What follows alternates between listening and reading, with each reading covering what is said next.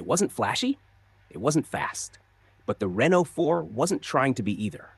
What it became was something much more important, one of the most beloved, useful, and enduring cars the world has ever seen. Launched in 1961, the Renault 4, often affectionately called the 4L, was France's answer to a changing world.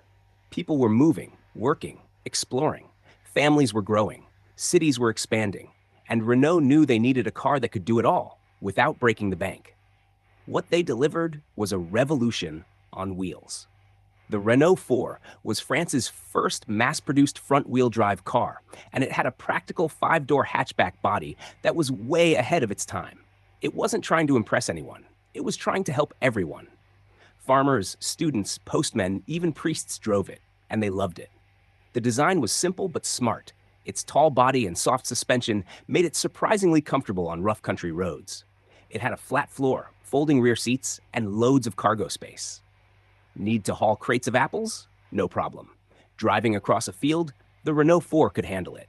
Heading into town? It was compact enough to squeeze into the tightest Parisian street. And it wasn't just France. The Renault 4 found its way to more than 100 countries, built under license in places like Argentina, Yugoslavia, Iran, and Morocco.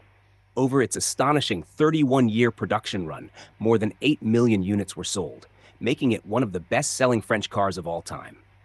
But what really made the Renault 4 special was its character.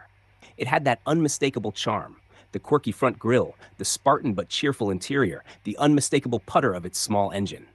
It didn't need luxury. It didn't need horsepower. It had heart.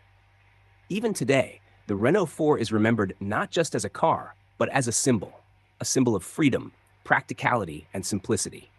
It's the kind of vehicle that made life easier, one modest journey at a time. The Renault 4 didn't try to be extraordinary, but in doing so, it became unforgettable.